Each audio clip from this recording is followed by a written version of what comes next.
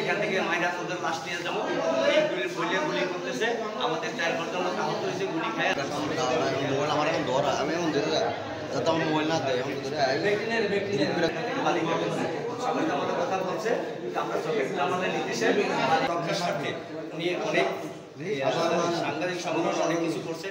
এখন আমাদের পূর্বের বাড়িঘর বসবাসীরা ছিল তারা সেখানে যাওয়ার জন্য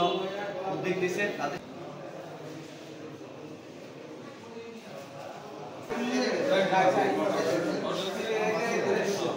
কি